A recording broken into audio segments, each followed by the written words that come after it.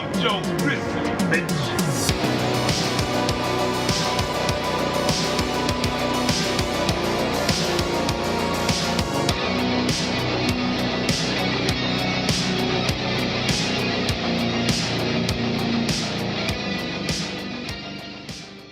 What up, Militia? I'm Joe Grizzley, and when I'm not snorting unicorn dust trying to figure out the meaning of life, I'm at the Grizzly Cave, watching movies, reading comics, listening to metal, and of course, crushing beers. And I am here to bring you my review of the latest A24 release, Death of a Unicorn. This one getting mixed reviews. I went into it just trying to have a good time and expecting a decent little creature feature. But did I? Let's find out. This is Grizzly Grade Reviews.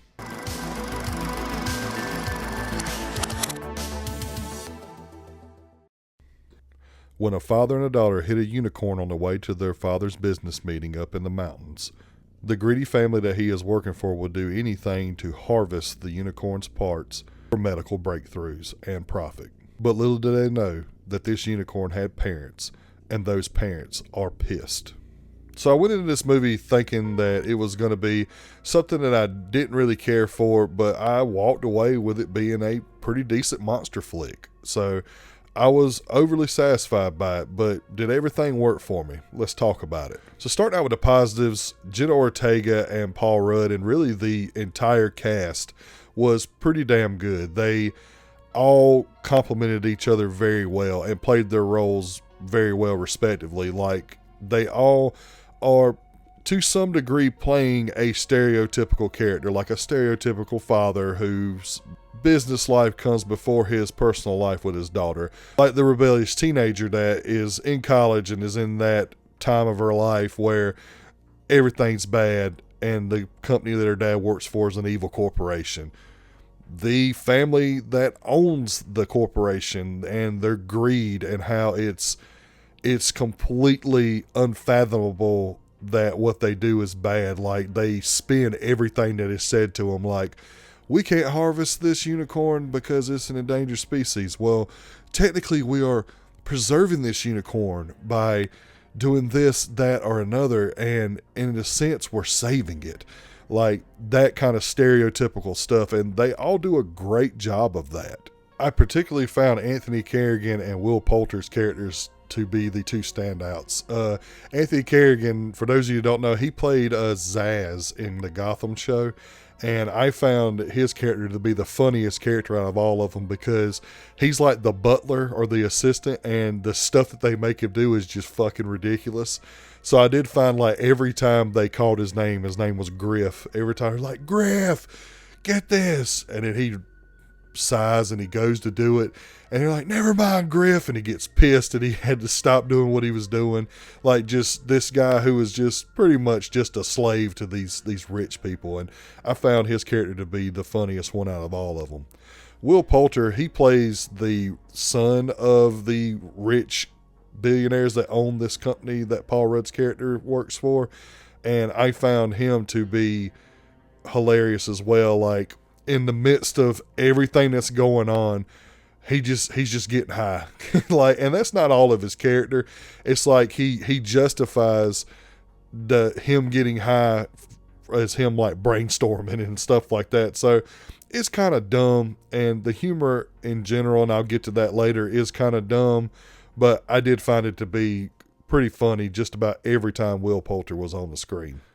I thought the film was shot very well. It's a very good looking movie. It's cinematography isn't anything to, like, write home about, although there are these scenes where when they interact with the unicorns in a certain way that they see this, like, key into the universe or whatnot.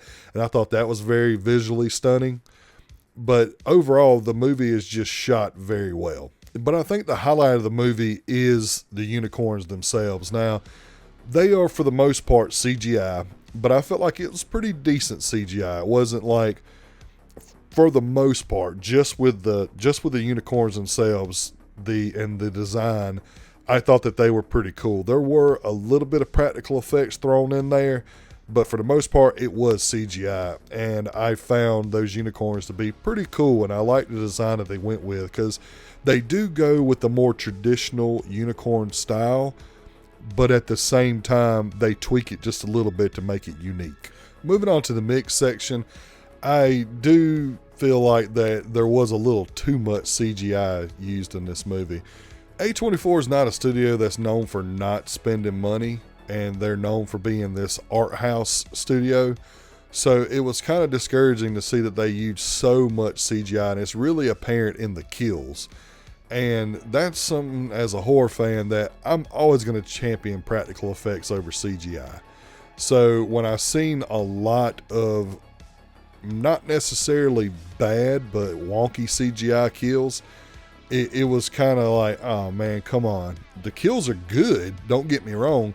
There's one kill in particular that's pretty much a mix of both, but it's more practical than it is CGI. At least it looks so to me, where a character's like guts are ripped out by a unicorn and pretty much pulled all over the table that they're on.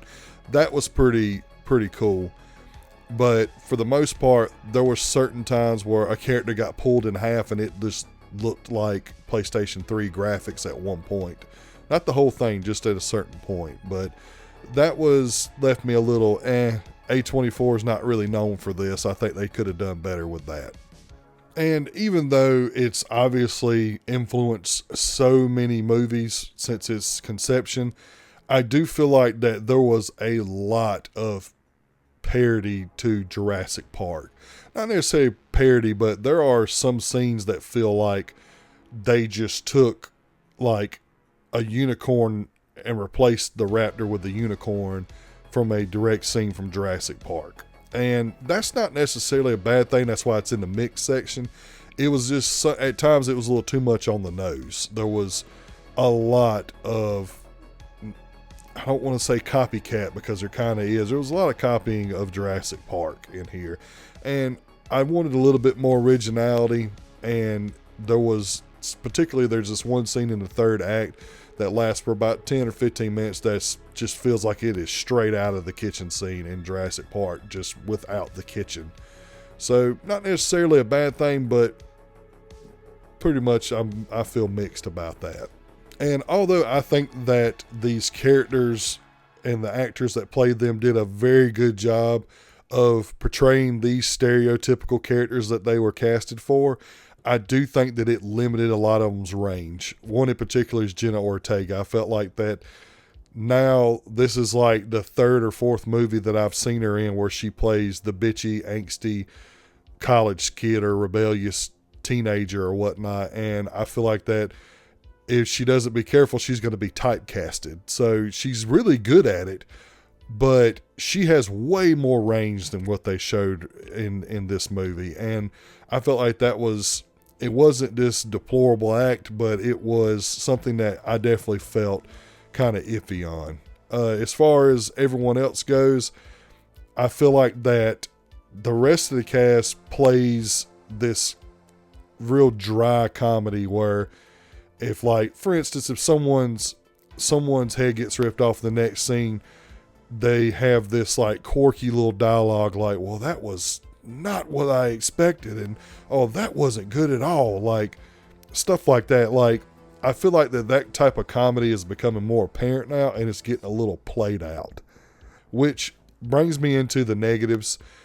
I do feel like the comedy at some points kind of feels repetitive and it gets redundant, and I feel like that this movie was leaning more towards being a comedy than it was being a horror film, which isn't necessarily a bad thing, but I like a better balance.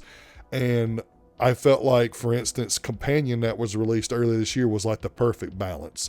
I felt like that the monkey was a little closer to comedy than it was to horror, but it held on to enough horror for it to work for the most part, even though that comedy wore itself out pretty quickly as well. I feel like that the death of a unicorn falls more on the side of the monkey, and I just wanted it to be a little more balanced, and they definitely leaned to one side more than they did the other.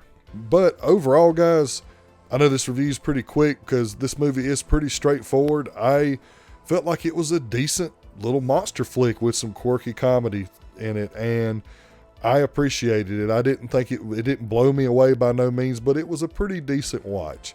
So if you like monster flicks and you like comedy and you like that quirkiness to a movie and just cheesy as all get out, then I think you'll like Death of a Unicorn. So with all that being said, Death of a Unicorn gets a 3.75 out of 5. Go check it out, see what you think about it, and let me know down in the comments below.